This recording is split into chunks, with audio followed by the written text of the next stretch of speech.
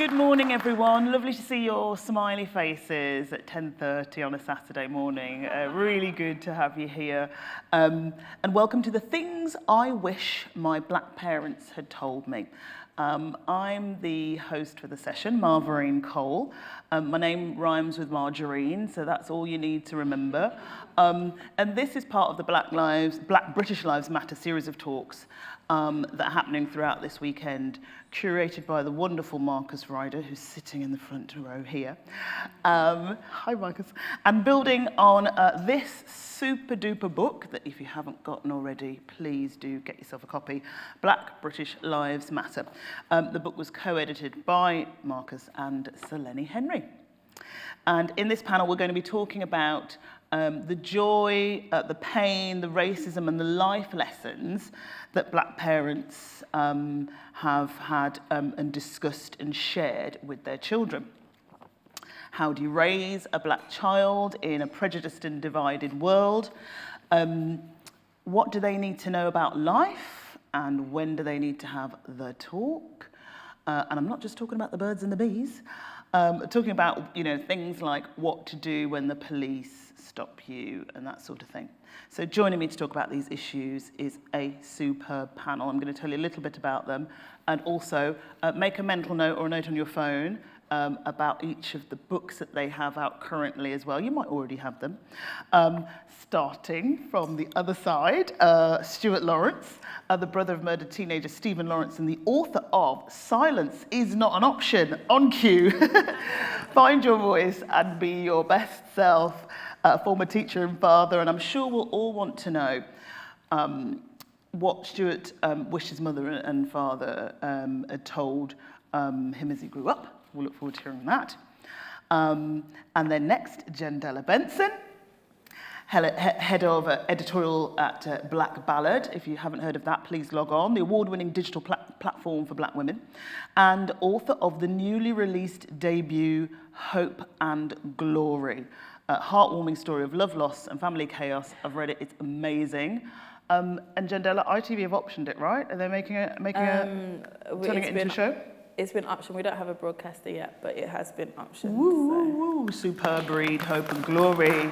Jenny's also a visual artist whose work's been displayed at the House of Commons, Birmingham Museum and Art Gallery, my hometown, and the International Centre of Photography in New York. Pow! All right.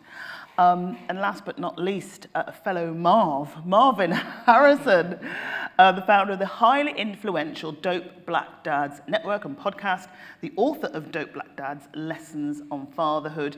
Marvyn has been listed by Forbes, HSBC, and the Black British Business Awards as one of the top black business people to watch and follow. I'm secretly hoping you're going to give me some serious financial advice because I needed some when I was a kid. Totally messed up the finances. That's another story. Okay, let's start off by talking about the talk. We've heard about it. There was even a show on ITV about it in the wake of George Floyd.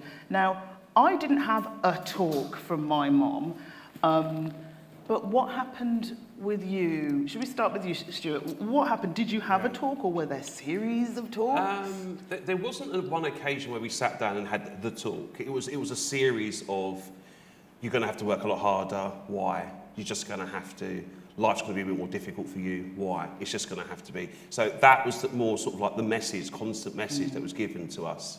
And more so as well, just how we then behaved and acted outside the family home as well. Always to be mindful of who you are, who you're representing. And it wasn't really sort of coined of, you're black, so therefore it was always just, you're representing me and the family, so therefore always be mindful of that. That was more of the... It's quite weighty as well, actually, that burden of you are representing not just the family, but all black people in the area that you lived or whatever, right? Because I think I didn't see it as all black people. I just saw it as I'm representing my family and not wanting to bring shame and embarrassment on the family. And I didn't really see the wider context until I got a lot older. So yeah, that was sort of like my first experience. Okay. Jendella, did you have a talk? We didn't actually have a talk. It was more, I guess I realized that I was black from other people's reactions to me. So I remember very vividly being 4 years old, drawing a picture of a bus with loads of people on it.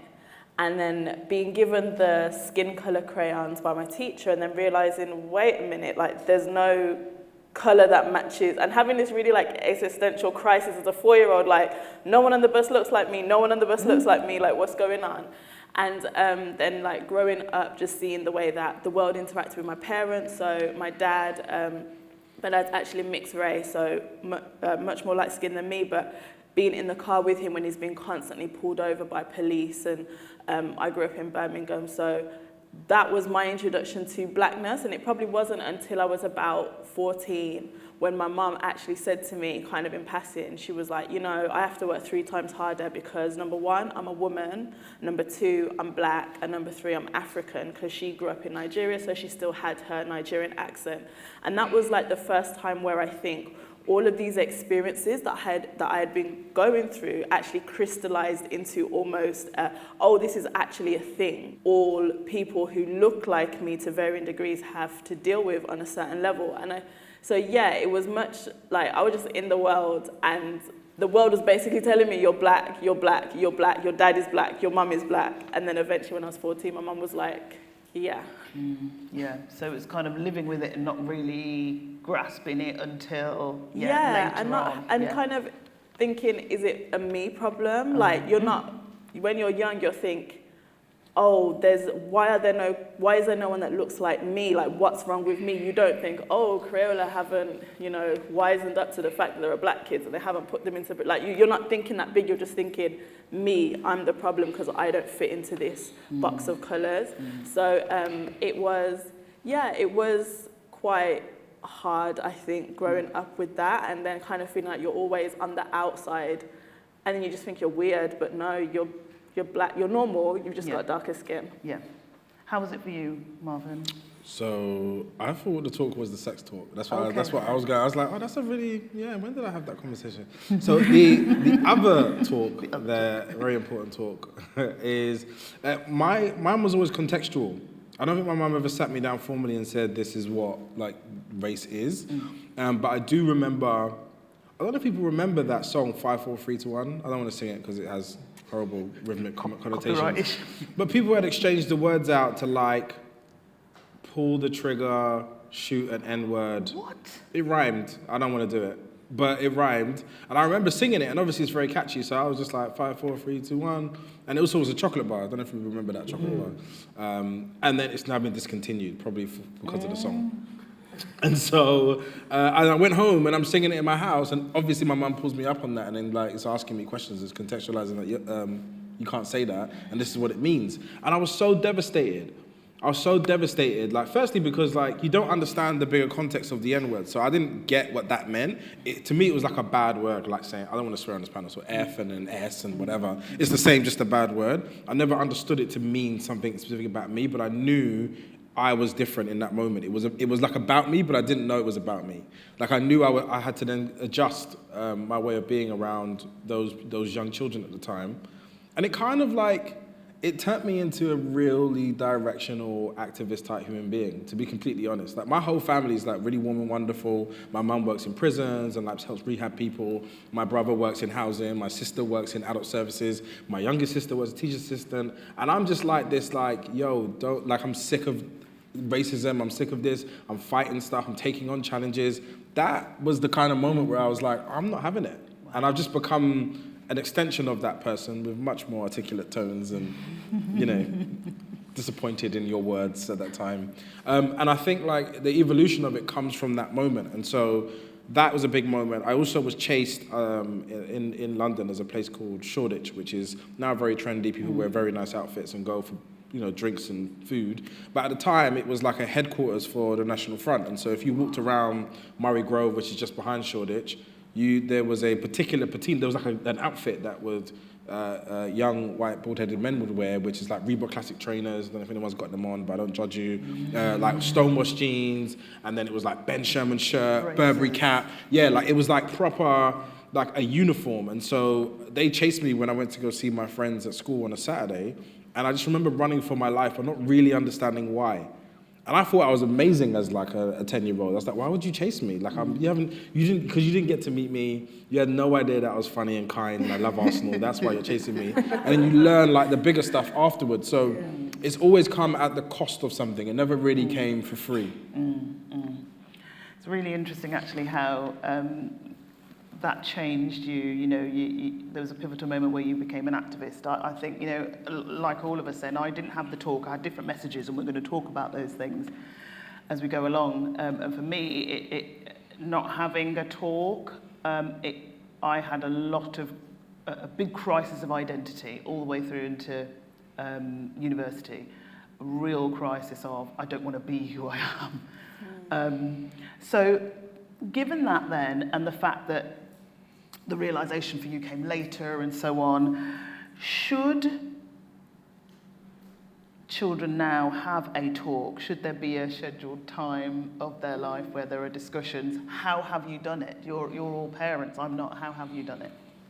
So for myself, it depends on the child, the temperament of your child. And I say to every parent, you know your child. You know what, by saying certain things to them. So my son's very literal. So if I say to him, by the way, you're black, and you know, people go, he will then look at everyone like, are you now judging? Are you judging me? Who's judging? And so he will take it literally as that. So for me, I've always said I will temper that. And he's seen things when he comes into contact with being with me as well. So he sees what happens. So the last incident was when he was about 9. This was like during lockdown. I'm driving him to football. I get pulled over by the police, and the police officer, which is a gentleman, he's talking to me, and then a policewoman comes across and starts talking to me as well. And after the whole incident had finished, he went, "Oh, why is that man so horrible to you? But the lady, when she came over, she was really nice." So he automatically could detect tone, attitude, perception, straight away from 9 years old. So he's now had a jaded point of view, where beforehand, my dude would buy Lego police people, dress up as police. That was the whole thing, didn't see it as nothing. Whereas now, he's a little bit more standoffish with it all. So I'm having to educate him as we go through things. He's now going to go to secondary school. And again, I'm probably going to have to give him more layers to understanding of who you are, you know, what you look like, what other people look like. You know, touching your hair, that's a massive one for me at the moment, with people, oh, can I touch your hair? Like, why do you want to touch his hair for? Yeah. Like, what's that about? Is that some sort of fetish sort of thing? Because I'm sure if he came up to you and went, oh, can I touch your bum? Or can I touch... You'd be like, oh, no. Yeah. But it's that also sorts of personal space of understanding where those things are unacceptable. So for me, I just need to say to him, like, don't let no one touch your hair. Like, that's your personal boundary stage. And then if someone is asking you to do that, you need to ask them why. Why do you want to touch my hair so much? What's the fascination? It's just hair. It's exactly like yours. Maybe a different colour, different texture, but it's just hair. And have either of you had the talks, or are you in the same kind of thinking as Stuart around when something happens and your child questions it, then do you have a conversation? So for me, I think because of my experiences growing up, I was really intentional about certain things. I've got a 14-year-old stepdaughter, a 9-year-old, no, not a 9-year-old, a 6-year-old son and a 3-year-old son. So with my stepdaughter doesn't live with us, so when it came to my 2 sons, I was very intentional about certain things. The nursery they went to, the schools they went to, I was very much like, I want them to go somewhere where they are not the only black kid in class. And thankfully, they're in these really great, supportive, multicultural environments. So I guess I was kind of trying to shelter them from my earlier kind of experiences. But what I did do was I actually got the book My Skin, Your Skin by Laura Henry Elaine, which I highly recommend. And my son, my 6-year-old, is a big reader. We've got so many books in the house. So I just put that book on the side amongst his books. One day he picked it up, he started reading. He came to me and said, "Mum, you know that there are some people who judge people because their skin is brown?" And I said, "Oh, really?" And then we had the conversation. Okay. But what I really wanted was, from when he was young, I wanted to instill a strong sense of identity in him so that he knew who he was before the world told him who he would be. And I think that's been a real key thing for where my sons are at their ages. We haven't had necessarily the talk, but it's more about, okay, yes, you have, even then, like when you're talking about blackness to a child, what does blackness mean? Because they, like, your skin's brown, mum, you're not black, your skin is brown. So it's more like, okay, your skin is brown, your family comes from this place in Nigeria, we've been to Nigeria, this is our culture, this is our food, this is our music, and like really trying to instill this idea of, okay, who are you as a black British Nigerian boy? So that thankfully we haven't had any kind of like overt racist incidents in a sense where he can pick them up. Like there's been little things like when he was at playgroup and, you know, someone comes and says something about him being aggressive and I'm like, he's not aggressive. But he's been too young to like pick up on that. So for me, it was really instilling a really strong sense of identity so that their first notion of blackness isn't someone looking at them and saying, you're different, your skin's this, your hair's this. It's more like, okay, this is who I am. So that when someone comes with the racist comments, it's more like, what's wrong with you? Like, what are you talking about kind of thing? But yeah, as things do come up, we do have talks. We do kind of speak about, like, Black Lives Matter was obviously a massive movement, and we did have a talk about, you know, why are people out in the streets protesting, or what did the police do? Or sometimes police actually hurt people, and this is why we're out here kind of protesting against it, because it shouldn't be the case. And it's kind of those ways of introducing the topic in a way that's not like in a moment of crisis. It's more like this is a time where we can talk about it and explain it so that he has a really strong sense of like a grasp on the situation. So when he goes out into the world, no one's telling him any different. Like he's already got that. Coming back to you know, the resurgence of Black Lives Matter, 2020, George Floyd, how do you deal with the emotional heft then of being very real about the fact that death was involved and then thereafter had a huge, monumental impact? Marvyn, can I ask you, have you approached that? I'm sorry, I don't know. I should have asked you before, shouldn't I? How old are your children, and have you approached that with them? My children are 4 and 6, and when George Floyd happened, my son was 4, and my son is very much in the world. So, like, I introduce concepts to my children as and when we discover them, but just through their lens and at the level that they can understand. So I don't hide the world from them. It's a really important thing for me. And so I remember at one point, I think I was asked by like BBC News or something, and they were just like, "Oh, what do you teach? How do you teach your children about race?"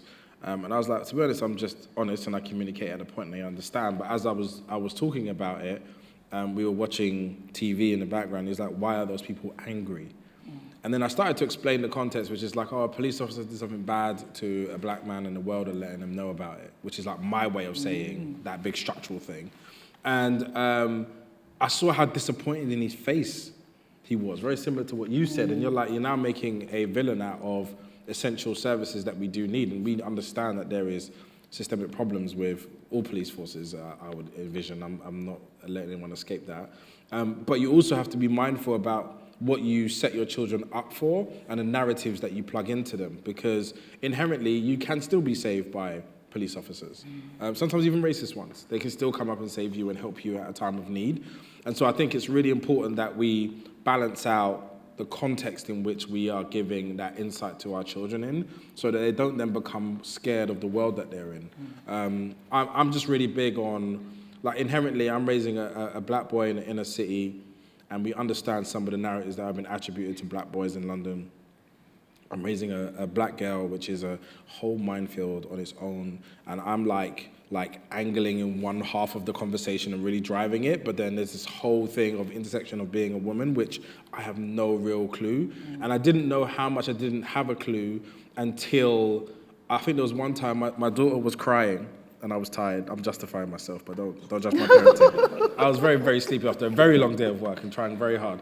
And then she was crying about something, and normally my way is like, I validate her feelings, I have a whole framework that I engage her with, but I was just like, "Why are you crying?" And then I was just like, "Just stop." And then she was just like, "I can't." And I was like, "Oh yeah, you can't, can you?" That's a really stupid thing for me to say as a dad. And I got to be mindful of that balance of it's a different energy and frequency. And with my son, he would fight it, and he would try and like, okay, and like put it together. And then I realized the difference in that moment. And it was a real important experience for me to even look at my children differently and how they're going to internalize different actions, different requests that the world gives them, that I give them. And I had to engage my empathy on a whole nother level for my children in that moment. So when I think about how we're going to deal with race, especially structurally, like they're going to be treated very, very differently. And they're going to have real challenges. And they have to understand it in those challenges. You can't just give them this academic answer. I don't think those things land with people and last. And you've all spoken about the experiences of your children at school.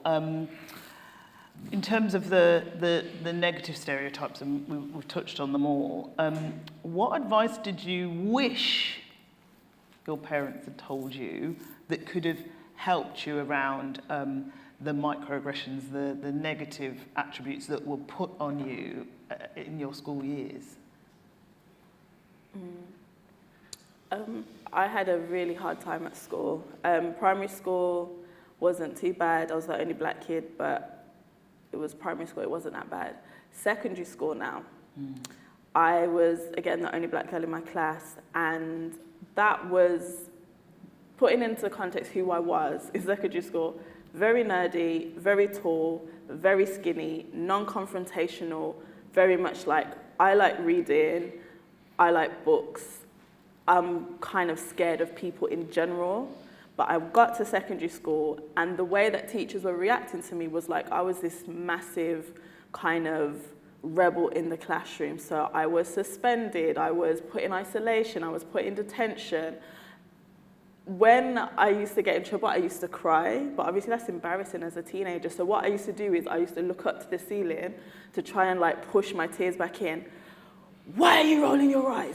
Do not be defiant. Like that was my whole experience during secondary school. And I then thought, oh, I'm bad, am I?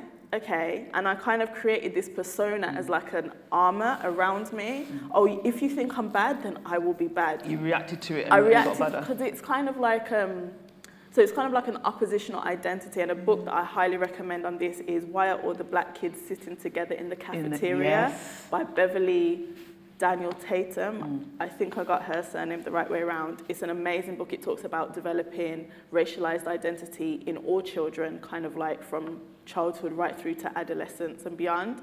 So I created this oppositional identity where this was my protection.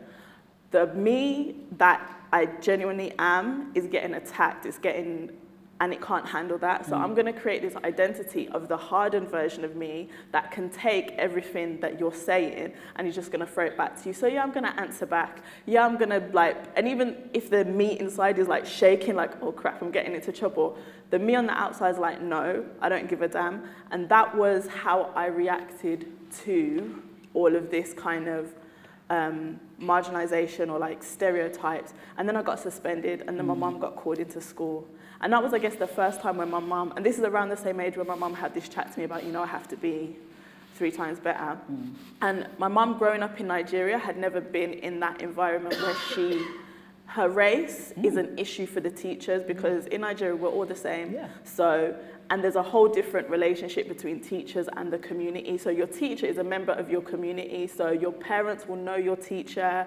My mum's parents were all teachers. So there was a very different relationship there where there was And there'd be offline conversations as well, not just, here's a letter from school or, come up to the school. We go to the same church, we'll have conversations like this teacher's seen you grow up. So it's a more community oriented. There's a kind of inherent trust because they're a member of your extended community. In the UK, it's not like that. And I think that was the first time when she realized, oh, things are different here. Like I can't just trust that my child's teacher has their best interests at heart.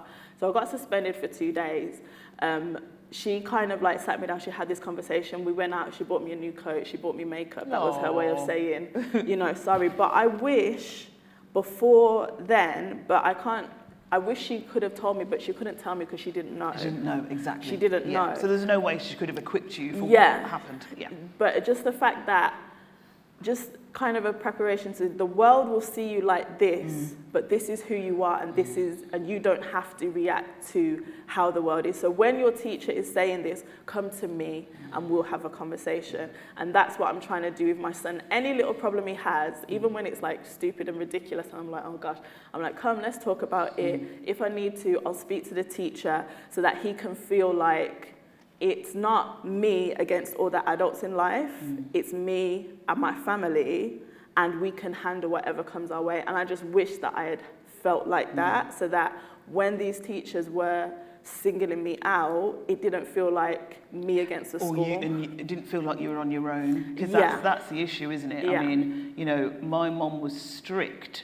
but we were not, when I was younger, we were not a family of talkers or sharers, so there was no way that anything I was going through could I go and speak to my mum about it. And that's not to say she would shout me down, but it was just like, what the overarching education that I had from my mum was, you keep yourself quiet, you don't chat any business, you know. Yeah. So I was trying to handle things myself, and that's not always the best way.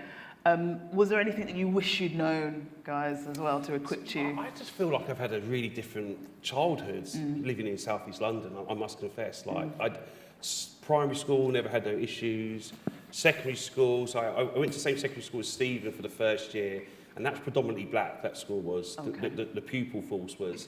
Teachers, there was a few black teachers in that school, and I was there for a year, then I went to an all-boys school, and in my all-boys school, in my form class, there was another black child, a mixed-race child, an Asian child, a Chinese child. But we never identified ourselves with anything other than boys. But isn't that weird that you can count them though? You just But again, that's because going from one situation where everyone was black, like in all the year groups, and there was a few, it was almost the opposite. There was a few white kids that went to that school, whereas the other way around, there was all white kids, and there was a few black people and a few Asian. So yeah, it was weird that I can tell you that, but it was never an issue of, oh, you're that, you're this, you're that, so therefore you've got to be over there. And the teachers as well never made me feel anything other than... That's a testament to the school, then, isn't it? And the makeup of the kids at the school, isn't it? But again, I just think that might be to do with, again, with living in London, living in South East London at that moment in time, because, you know, if you speak to my cousin who's 15 years older than me, he was still running home from school, skinheads, you know, beating all that scenario. So it had sort of manifested itself into a better scenario.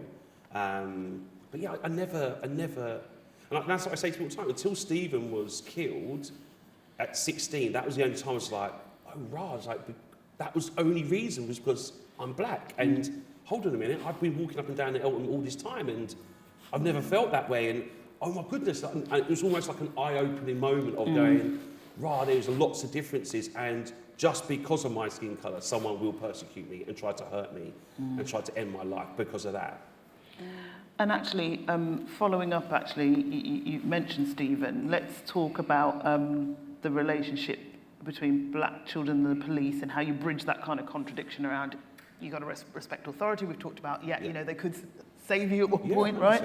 And how do you bridge that with warning them about racism and the fact that today, right now, you're seeing all sorts of videos every day on Twitter about young black kids being treated incivilly, right? And horrendously in many ways. How do you manage that? But I forgot to say to the end part of that story, so I counterbalance as well. So Clive Driscoll is still in my life, you know. So Theo knows who Clive is, and he knows that he's a police officer. And we go and do things. So he comes and watches him play football. We go and watch football together. So he has another aspect of, oh, that police officer, he was being that way. And it was a black police officer as well in that incident. So he's seen that, and then he also has seen, oh, there's other police officers who are quite okay, and they talk, and we do other things. So I've tried to make sure he sees that was just that one incident. Where not everyone might not be like that. So that was really important for me to show. But again, it's that whole thing, isn't it, with life.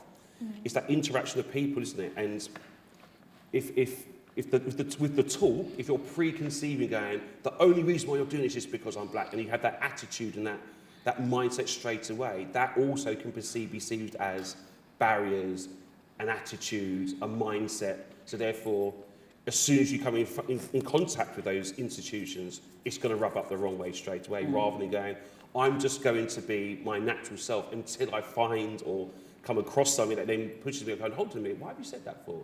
Why are you treating me? Your tone of voice is weird. Why are you trying to handcuff?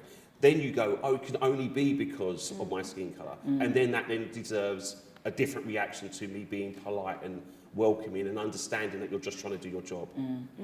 It's about understanding, isn't it, that we're all unique individuals and not everyone's against you, and like you said, reacting or handling a situation in the moment, given the behaviour that's coming from another person. And I think it's a lot of stereotyping. I really do.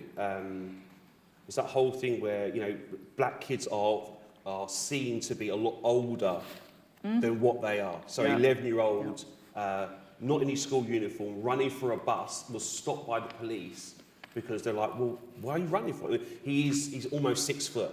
But why are you running for? Like, there must be a reason. It's like I'm running to get the bus to go to school.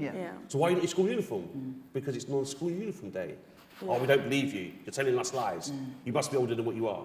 No, I'm 11. Phone my mum. Like, it's that also, and then it's also, isn't it, the stereotypical thing. And we were doing some talks the other day about gangs, for instance. You know, if you think about it, gang culture.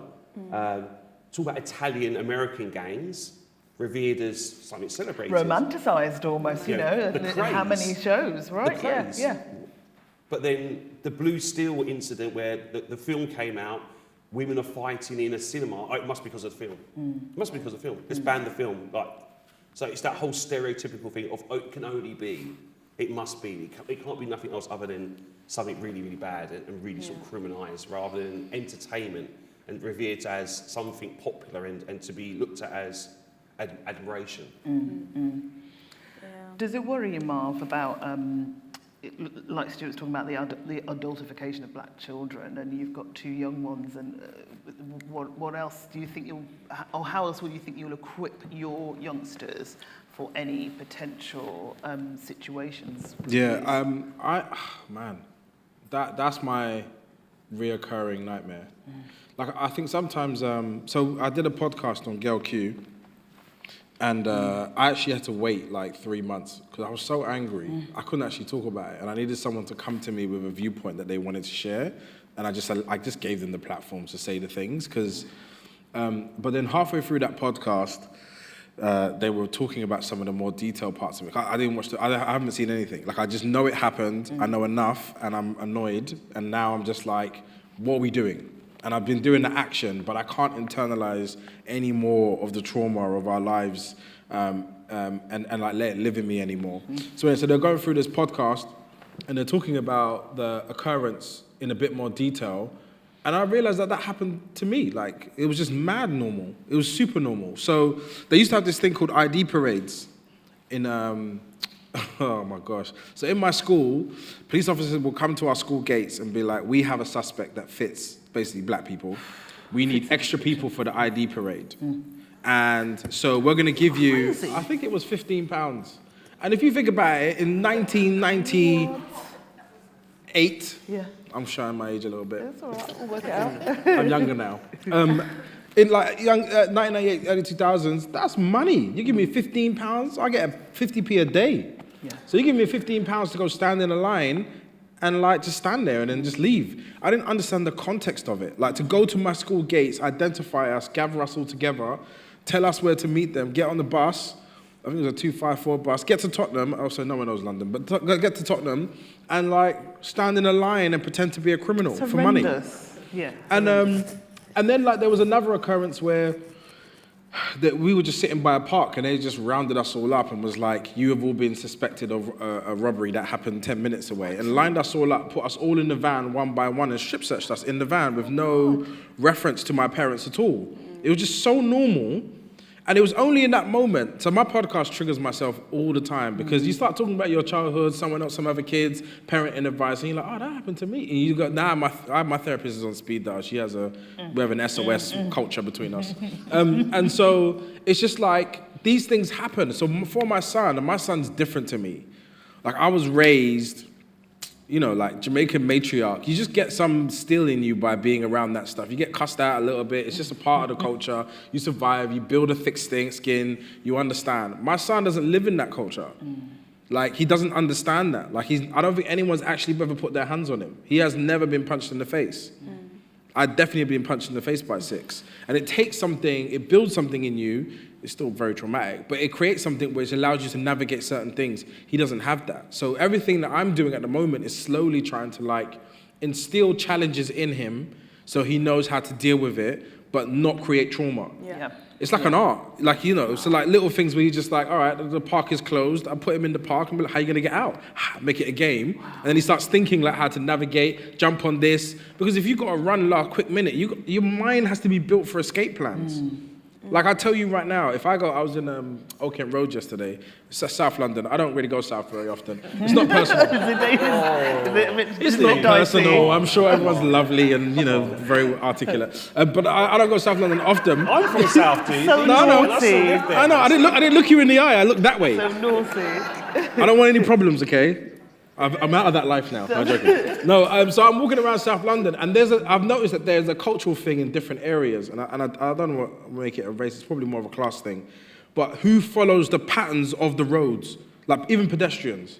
So people who just dart across the road from one corner to the other and just don't obey like zebra crossings and like those. Ignore crossings. Yeah, there's just a movement of people that triggers like an awareness to me. Like if someone does that, I look and I need to know where I need to go, what's available, what do you have? Are they coming towards you with something? Yeah, it's a script that my brain processes to be like, I need to survive, I got to navigate this, I would like to go home, please. But I also would like to go to this party where they're playing Burna Boy. Yeah. So it's like you're just constantly in these environments of like balancing your survival, and my son doesn't have that, so I try to create it in a safe way, but it's my greatest like fear. I have like a effort fund, which is like, me and my son or my children need to go to another country. We got to move to another place.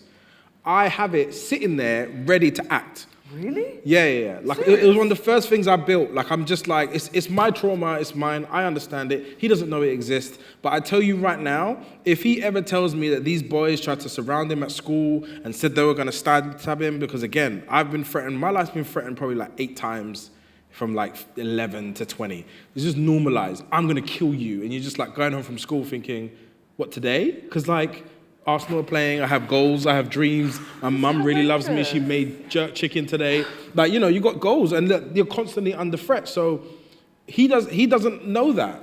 I don't really want him to know that. He hasn't got to figure out how to survive the navigations of someone threatening him outside his school gate. I will be the first one there. It's not normal for a child to have to We say it navigate that. isn't, but inherently it has become. And so for me, it's like, I don't want to load him with the big picture, but like, I need to make sure that we put a gap between us and what is possible. Because while in my area, which is Hackney, it's like beautifully gentrified. It's like in that mid-space of like, there's a £2 million house and an estate, and it's like there's Oscar, and then there's like Dammy, and it's like, it's lovely. It's all mixed into one big thing. But when I speak to the parents outside my school gate, they're like, oh, I love Hackney, it's so diverse. Like, it's like a novelty to visit where I live. And I'm like, no, I hear you, but for me, that's not cool. Yeah, like, not your experience. Actually, because me and my children get wrapped up into one banner of like whatever the imagination is. So I stay in that alertness, and I'm not abandoning it. Like, literally, there's 10 years of my life where it's constant danger. I'm not accepting that those times are over, or because I'm affluent, or because I've managed to make a career for myself, that my son won't be brought up in it. In the eyes of people, he's taller than everybody else. He's gonna be long, deep voice at like 13 years old, and they're just gonna make him criminal. And then something's gonna happen to him. But I'm there, and You're so is my ready? fund. Ready to move into action? Yes. Okay. Right. See that trauma came out? Did you feel it? Yeah.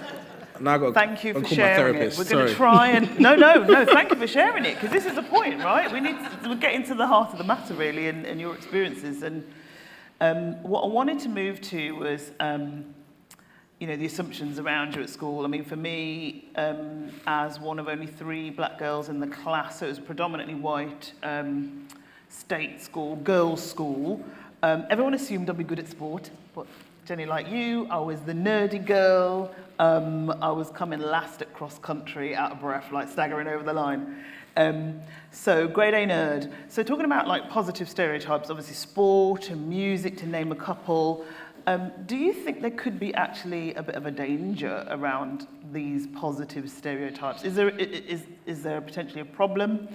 to have, put on black kids the assumption that they're good at dancing, they're good at sport, they're going to go straight into music or something like that. Do you think there's a danger at all or not? I was going to say, it depends whose perception of that thing is, isn't it? If adults are putting those perceptions onto young people and saying, oh, because you're black, you must be good at sports, or because you're black, you must like music, then that's a perception. Whereas if that child is liking those things, that's something totally different, I think. So for me, it'd be, where does those stereotypical points of views come from? Yeah. Why is it the only thing that I can do? I can do anything else I want to do as well. But if that's the only thing you see me as, then the issue's with you, not with me. And I need to, and that's why I say to my son all the time, he's good at sports, but I say to him all the time, what else? What else are you going to do? Yeah. What else can you do? What else are you interested in? Like, come on. I just feel like we've never really honoured the individual in schools. And so everyone just gets moved in this block process through life. It's almost like an escalator where it's just like you just do these things and no one really looks at you and be like, what are you actually good at? Are you neurodivergent? Are you creative? How do you see the world? My son feels already a lot more academic than my daughter does. And we did the school play and my daughter is like busting this 8 count flawlessly. Like before everybody else, she's like snapping on every count, doing incredible, singing top of her lungs. It's just coming. My son is like in his head and he's trying to visualize it and memorize it. He's a little bit offbeat. And I understand that those two people may have different expressions of like who they want to be and what they want to be. And I don't want to dishonor either of them. And I feel like what the problem was before is that those outlets were the frictionless outlets that you could go to make something of yourself. So people didn't want to be drug dealers because drug dealing is necessarily cool. It was a frictionless way that you can get from nothing to something. And people could see it. They could be like, okay, so if you buy this thing, you can then sell it over and over again. No one applied it to like dime bars. Do you know what I mean? Like you should just be able to go and be like, and this is what I'm trying to create for my children is challenge them on their why. When they do certain things, it's like, well, then just take that skill, apply it to this. That makes way more sense. And actually you will be safer and you won't go to jail. The greater impact is that if you individualize your children and the people around you, you genuinely start to actually have real affinity. You'll start to discover really beautiful things in people. I don't automate anyone. Like, you're not white male 55, so I don't do that because what you do, you just miss this whole magic. Yeah. And everybody's individual blind spots always arises. Like, I discover it all the time. There are people who genuinely have no idea. They're in the black community and they'll be like, we're impacted while they're like oppressing someone who's gay. And it's just like, well, that's problematic and we got to sit down and discuss it. Doesn't just mean that because you have a lens that your lens applies to the whole sphere of humanity. And so we all got a bit of work to do, to be honest. Yeah, you're right. And it's about being open-minded, isn't it? And not making assumptions about people in general. And often that's really hard for, I know it's hard for me and I do the work, do you know what I mean? And I don't think it's easy for any of us, but we do that work. And so let's talk about, aptitude at school. Jenny was saying we were the nerds at school, I was in my books all the time. And there's always that discussion around what else kids should learn in school other than, maths, English, physics, chemistry, whatever. Marvyn, you are an advocate around making sure that kids handle finances or, they have a better appreciation for how to handle their money in schools.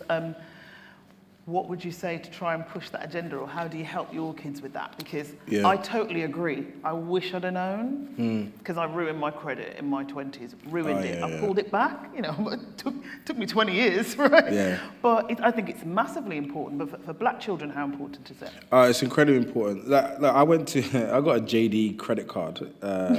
It was a style card.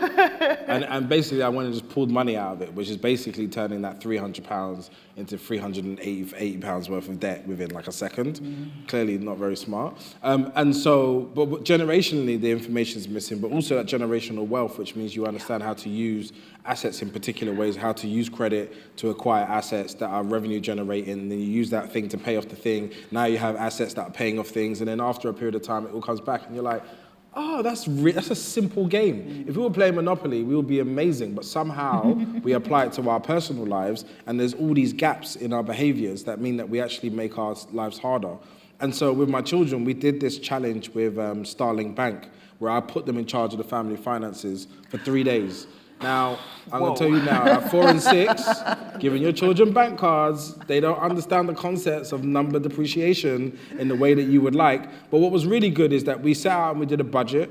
And so it was like, what do we need for the next 3 days? My daughter needs lunches, we needed petrol. Daddy wanted a haircut because I have a thing with my follically challenged self. And I had a lot of things to do. And I tried to negotiate all of these things into like, I think it was like £150 at the time. And then I gave them the cards and they just governed. They looked after our family and they bought everything that we needed. And so for me, just like making it practical and understanding numbers and, you know, just letting them know that this is what we start with and it goes down. And I think like when we talked to them about pocket money, I was like, you know, parents don't get pocket money, right? I wish we did, but we don't. We don't get pocket money right here. And then my daughter was like scrolling her face, and I was like, oh yeah, so he's landing with you, Blake. You know, we don't get pocket money. He goes, yeah, you work for your, and he came with an articulate answer. But my point to him is like, I'm gonna give you £20 a week, and all of your needs have to come out of this £20 a week, and any excess can buy the big things you want, because you want a Nintendo DS, which I fundamentally do not want to buy. And I worked out that if I did it in that model, it would take a year and a half to actually buy it, because the current amount he spends versus what's left over added up over a year and a half. He may be able to buy a DS, but already he broke it, so it's fine because he went and bought toys. So he hasn't bought this thing yet, but like I think it's so important to get practical with your children early, giving them access to any form of money and liquidity for their own decision making. Because what ends up happening here, and I don't know if any other parents in the room, you'll go into like a Tesco and then there's magazines everywhere. And then every magazine's got a toy and a shiny thing and a football this and a majig, and they cost £5 or whatever. And then you buy one and they go home and they tear it open, and then they open one thing and then the thing just sits there. And I have a pile of them. I have so much resentment for this pile of magazines. Now it's just like, if you want that, that's fine, but this is taking you away from your DS fund. And he processes and he thought about it. He says, I want it anyway. It's like, great. Then it's getting further away from you ever having a computer. I'm trying to hold on to that as much as possible. But it just trades off, and it allows him to make his own decisions. Understand consequences as well, right? Yes. If you've got different funds, if you've got different aims, you've got to have priorities, you've got to work those out. Jenny, do you do anything around money, conversations and education for you? Yeah. And if you don't, then, you know, what would you suggest? What would you want to do? I mean, I'm trying to. I think just for me, finance is obviously a journey just for myself, like on that journey. But one of the things that I have really thought hard about is like, how do we talk about who has money versus who doesn't have money, when we can afford to buy something versus when we cannot. I was very aware of my parents' financial position as a child, and I don't think that was necessarily a great thing. But I want my sons to understand consequences and to understand budgeting and to understand prioritizing. So we do have conversations around, you know what, we didn't have a budget. We came out to buy this, we didn't come out to buy that, we'll put that to the side and maybe we'll come back to it, but this is our budget. Or we kind of speak, even just talking about things like homelessness and like, why don't people have homes? Like, why is that person on the streets? And then we're having like kind of conversations around like inequality in the world, and why some people have things and why some people don't have things, and what does that mean? How do we don't look down on people who don't have the same things as us. We need to understand how anyone can get from there to there because of all these different factors. And I think at that, I haven't got a more like rigid plan yet. That is something that I'm probably putting off, and I probably need to think about more in terms of how we're gonna like practically do these things. They do have a piggy bank, and any little money they find around the house. So their dad is terrible. He will like have money in his jeans, lie down, all the coins fall out, and my sons will be like, piggy bank, and I'm like, you know what? Yeah, it's fine. And then whenever we're looking for loose change, you know, it's all gone into their piggy bank. So there's like little kind of conversation that we have around money. We have like a little fake money play set where, you know, counting and adding and kind of selling things to each other. I guess maybe more getting them familiar with coins and terms and all that kind of thing. But yeah, I want them to not feel afraid of discussing money, I think, because money is quite emotional, especially when you don't have it. It is a very emotional conversation. So I think for me, our conversations are just around talking about it as a resource, as something that doesn't make someone inherently good, inherently bad, a resource that flows. You can have money and the next day you cannot have money. Why does that happen, and how do we make decisions that should hopefully make sure that we always have enough for our needs. But there are factors outside of ourselves which can, recessions, job losses, COVID-19, that make these things. So our conversation, I'm trying to make it just as expansive as possible so that it's like, it's not a topic that is taboo. It's not something that is overly emotional where we can't talk about it because it brings up too many emotions and too much conflict. And it's just something that just is a normal part of life. But admittedly, that is hard when it's something that I'm still deprogramming within myself in terms of the emotionality of money and finances and all that kind of thing. But, you know, we're one thing that my kids know as well is that their parents are not perfect, and we're working on ourselves as much as we want them to be better. We're trying to be better as well. Yeah. So it all just comes down to open communication, and hopefully we'll always have that two-way conversation. It's a really holistic and really wholesome attitude you've got, because it is about being open and honest, like you say, about something that's so visceral about, you know, that how much you have, how much you haven't got, and ensuring that, no one is judged on or no one is given more worth if they have a lot of money, because that's where, you know, the rot starts, isn't it? Stuart, you've got a story to tell. Yeah, 100%. So I love the point about generational wealth. That's something I talk about a lot because that, for me, is so important and something that our culture's missed out on hugely. So that's that to be talked about on another topic. But about my own son, so he came home with a worksheet for maths about credit cards, APRs, 11 years old. Wow. So he sat down, did the piece of paper, and he's like, so hold on a minute, so you'd buy the car for $4,000, and then you end up paying back $6,000. Why would you do that? That makes no sense. I love it. And I was thinking to myself, wow, why did I not know that myself at 21? Yes. And I went to university, and I got the credit card, and I was like, yeah, I've got money. What do we need? Let's go and buy stuff. Like, that's that whole thing of understanding. So he has a better understanding. And the whole thing about the computer game, so we bought him an iPad for Christmas. Christmas Day, Roblox, he spent £87. Oh my goodness me. £87 on Christmas Day. I'm like, how dude have you done this? He's like, but I'm buying pizzas. I'm making pizzas. I've not done it. And I was like, right, okay, cool. So we attach it to his own bank account now. Apple Pay is. And he has a monthly amount. And he does wants to buy V-Bucks and Roblox Bucks and all those things. Cool, once your monthly amount is gone, that's you done. And he will come and ask me, but the first question I ask him is, how have you made any money today? What have you done to make money? I've been to work today. I've been working. What have you done? He usually comes back, I can't earn no money, I'm too young. Cool. What have you done for someone else today then? How have you been grateful? How have you been shown gratitude to something else today? Great. How have you helped someone else? Because that can give value as well. So that's something I'm trying to teach them about, because if we just constantly give them... Yeah, they think there's a magic money tree, right? Yeah. And there is it ain't out there, is it? We try to, as much as we possible, but I think we do need to speak, and I speak about money in my book, because the example in my book where Messi gets paid, for every minute Messi gets paid is the same amount of money a GP would earn. And when you break it down to small things like that for kids, and they go, wow, but that's not fair. Cool, so how, when you're an adult, would you make it better then?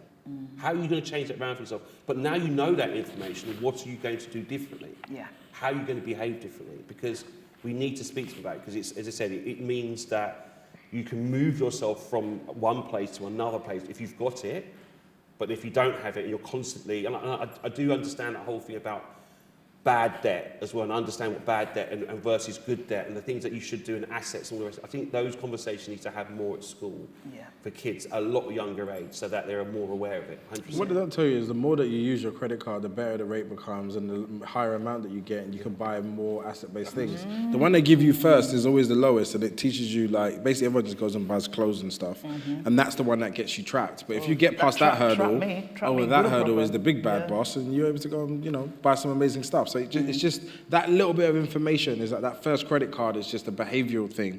You show that you can spend it and put it back in every month, and then all of a sudden your limit goes up through the roof. Then you start getting bigger and bigger ones, but then you can go buy things that actually make you money. You can try and put, you know, deposit on a house, refurb something, you know, cars. Sell them. We need to talk.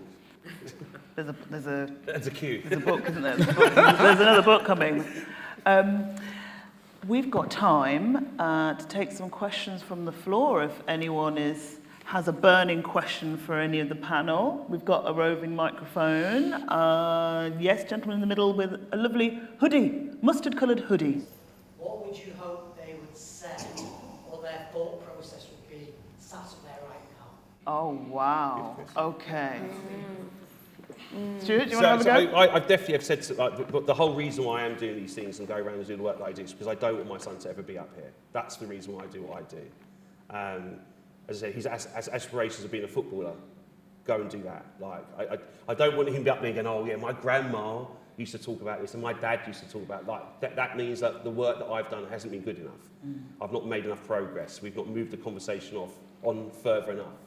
So I hope he's never up here. That's my personal hope, personally. But if he's up here, then I just hope he's able to be articulate enough to give his point of view and share his experience of the things that he's seen through the battle. So, you know, I'm talking from generational wealth of my great aunt was a counsellor, an activist, a campaigner.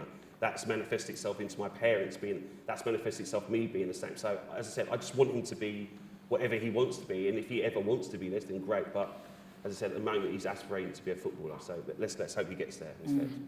Arsenal, please. Please. We need to increase the breeding ground of our future squads. No, stop the football talk. Anyway, Moving on. moving on. Jenny, what do you I like how it's just like, I would hope that my kids, if they were talking about kind of like their childhood, their upbringing, they would say that nothing was off the table when it came to talking, that we always had an open communication. There was nothing that they went through that they couldn't bring to me. There was nothing that they saw or felt that they felt afraid to discuss with me. And I think that I just feel like having a base like where you can be yourself completely. And this is one thing I always say to like my friends who've got younger kids, like, you know, when your kids out in the world and they're acting perfectly and then they come home and they're like acting out and you're like, why? But it's because that's where their safe space is, because they know on the street they need to but at fix home, up, look sharp. yeah, at home they can just let it all hang out. And I want that to kind of continue right through to adulthood, just knowing that we have that kind of communication where we can always talk. And I feel like a lot of things can be overcome when there's that open communication between generations. So that's my hope. for my kids, I think like what I'm trying to instill is like values, discipline and consistency, but like led by joy. Like it's very specific. And I think like, I think I've only just discovered joy, like real joy, where I'm like leaning into it and I play with it and I understand how to access it. But the foundation of all of those things are the values that you live by, and then like the consistency that you live those values by, and the discipline to stay within those values. Like those three things, when I learned that, I think I became a lot more free because I understood the playground I could be in. And I think if they keep to that, anything is possible. But joy is a massive thing in blackness that I really want to communicate. And I think this Black History Month, I really want people to talk about the joy as a central way of our being. Just like, because anyone that knows black laughter, black hugs, it's the best experience ever. Like I seek those things out, man. I'm like, yo, are you laughing over there? What's going on? What's happening? Can I come? Yeah. And I think we don't lean into it enough, and we don't honor it enough, and how special and amazing it is. And I think you're right there. We've got to lean into that because there's so much around, black trauma, and often, people want to hear those stories first and those alone. Whereas actually, black joy is just infectious and keeps our hearts beating. Thank you for that lovely question. Really appreciate it. There is a part A and a part B to my question. So, Stuart, when you were talking about navigating society, you seem to suggest, if I've understood correctly, that we shouldn't necessarily be compelled to think about being black until we hit a moment where that's made apparent to us. That seems very different from what Marvyn was saying. I'm thinking about your South London, where you were talking about navigating society and being alert all the time. So which of those would you suggest is the most productive for navigating society, this society? That's my part A. And then my part B, which leads from that, much of what the panel's been discussing this morning has been very much to do with being black in a mainly white society. Is it possible to have, to use Marvyn's word, black joy in a mainly white society? Is it possible to survive and have a healthy existence in a mainly white society? Them questions there, yeah? Okay. Compound questioning. Layers. All right. Layers up. Professor Nicola Rollock here. Professor Nicola Rollock. Love for that. So I definitely would say, for me, I don't think it's about marginalising my blackness. What I'm trying to say for Theo, at his point in reference now, for him to not see that as the dominating factor before he thinks about everything else. So therefore, this is only happening to me because I'm black. He's only speaking to me like that because I'm black. He's only following me around the shop because I'm black. I have those baggage or issues or thought processes myself. And sometimes that can be, so an instance I can tell you about. So I was on the train, I was on the tube in fact. So we're facing each other as we're going down. A couple come on, another gentleman comes on with a clear big plastic bag and sits down. Now, straight away I'm like, you've just come out of prison. Ooh. It's a big clear plastic bag, you've just come out of prison. So he sits down next to these two older couple who's sitting there. They look at him and they smile at him. They look at me and they sort of like, give me sort of like a frown. I'm like, how did that happen? I'm just a dude doing about my... Dudes come from prison. I don't know if you realise that. You need to be worried about him, you don't need to be worried about me. Anyway, a couple more stops, dude gets off the tube. I'm still sitting there, empty carriage, just us there. I then get up to go off the tube as well. And I'm walking off and I was like, why is she looking at me like that for anyway? Carried on. And then as I'm walking, there's a bang on the window and I turned and looked and this lady's banging on the window. And I was like, what are you banging on the window for? And she's like, and she got up and she walked out, she said, you forgot your card. And I was just like, oh wow. So that was my own preconception of an idea of her perception of me, when maybe that wasn't what it was.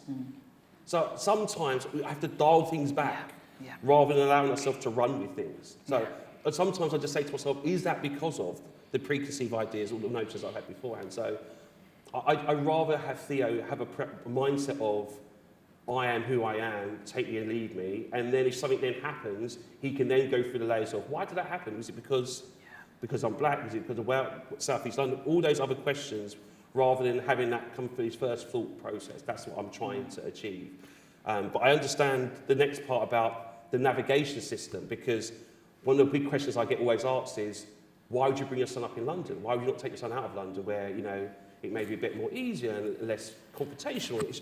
But the reason why I do is because of that. I want him to be able to sense and feel and gauge when it's not quite right. I can gauge when something doesn't feel quite right. As soon as I feel like that, I'm going home. And everywhere has its issues anyway, so it doesn't matter, 100%, you know. 100%. Birmingham, Ludlow, right? It doesn't matter. But people tend to think that, especially in South East London, that it's going to happen. And for me, I need him to be street smart. I need him to have that slight edge about him, that slight awareness that I feel that you gauge and you gain from being in London that you may not get from somewhere else. I agree, and it annoys me. Yeah, 100%. To this day. Yeah, I just think, like, I want to raise my children entitled, you know? And people use that word and it's like, I want them to be entitled. I want them to wake up and just think, yeah, I did that. Like, why is that not mine? That should be mine. And I think sometimes the fact that I have to program it, like I'm programming him against my gifts and my challenges and trying to create this like environment for him to navigate, it's just like, it's yuck, to be honest. And I would love it if he just woke up and was just like, oh, I'm gonna go do this. And sometimes when it happens in whiteness, I get annoyed. I'm like, you know, people who aren't very good at something, just standing in a, Boris Johnson, sorry, I don't know. You know, someone that's not very good at something, just standing in a room, being this person. And you're like, oh, that must be lovely for you. Like, where is the and like, no barriers, where's the skill, the talent, the craft, the, you know, the sweat? When we look at all the best people that do stuff, like, you know, you look at someone like Michael Jordan, he's the obsessive amounts, Kobe Bryant, just the obsessive amounts of detail goes into being great. And then like someone just stands there as a person and just like navigates quite a really important role. And it does annoy me, but it's where we are. I think it's about equipping your child ultimately, because speaking from my own experience, I think because of the way that I learned about my blackness, I spent a lot of time stepping into the world with that armor on first, and I feel like that held me back in certain ways. I think that when I was, for example, a freelance photographer, I was always very aware that I was the only black woman in these spaces, and because of my natural temperament, that kind of like held me back. It made me very self-conscious. But what I'm trying to instill in my children is them having that confidence, having that entitlement, having that center of self, which is just like, yes, I am it, I can do whatever I want, having that when they walk into the room, but then having a toolkit that when these challenges do come, they're very quick, they can react, they can unpack, they can respond in a way that protects themselves and protects their heart and protects their joy in that kind of sense. So it is a fine balancing act, but I think it's about instilling kind of like the confidence, the just the knowledge that they live in a world where anything is possible, but when the challenges come, they have all these kind of toolkits, frames of reference that they can draw from to dissect situations very quickly and be like, oh, okay, so that person's racist, so therefore I know that that's a them problem, that's not a me problem, but in order to respond accordingly to that situation, I'm going to do X, Y, Z. And I think that is the challenge for parents of minoritized, marginalized identities. And then to kind of talk about your second question, like, is joy possible? I think it's very possible because we create these spaces where we can, like, we just bring joy, we just find joy. But part of protecting that joy is being aware and being ready to react and being ready to respond. So I'm the editor of a website which is predominantly for black women, about black women. This is where we've created our joy. And we get, oh, why is it only for black women? Oh, why don't you do? Why don't da-da-da-da-da?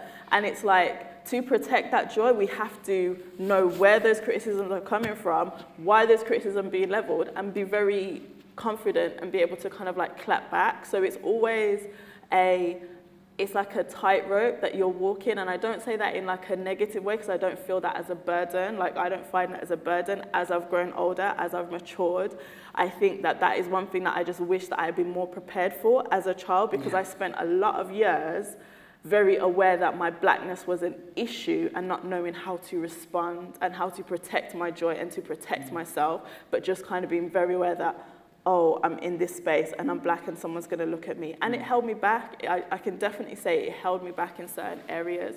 So it's just finding a way of making sure that for my children, they don't feel those same kind of like pressure points in the same way. And feeling that you're the problem. Yeah. Because that's fundamentally, it's problem solving, right? Yeah. It's problem solving. We teach our children problem solving in so many other different ways, like whether it's how to get the lid off a jam jar, how to, like, even finances, that's problem solving. I want to buy a house. How do I da-da-da? So when it comes to these other issues around race, I think we have to look at it as problem solving, where the problem is not me. I'm just working out how to navigate this idiot over here while maintaining my sanity, maintaining my joy, and staying out of prison. Like, it's that simple. Thank you so much. I think we've got time for one last question, because we've got to wrap in about 4 minutes. So one last question. So we talked about the preconceived ideas, and for me, that's my protector. Is that wrong? And if that's something that I shouldn't really be doing, and always be ready to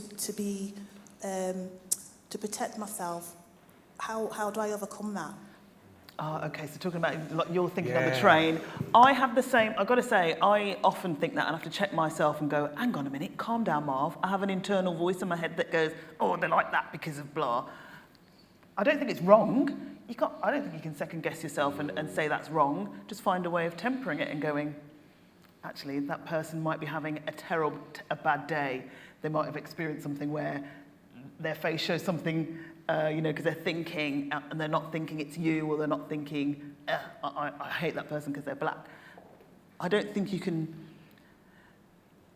it's wrong. You just have to try to recognize it in yourself and go, okay, let me be more open-minded I think you do have to honour the things that impact you, man. Like, we've got to protect ourselves. We're just standing in the world waiting for racists to yell stuff at us. Like, create the boundaries based on your capacity and it's every day as well. It's moment to moment. Because you might feel challenged in the morning and fine in the afternoon. So just protect yourself from those occurrences. Don't just leave yourself vulnerable. If you need to process. But it's not wrong. It's not wrong. What you're feeling is not wrong. You just recognise it within yourself. 100%.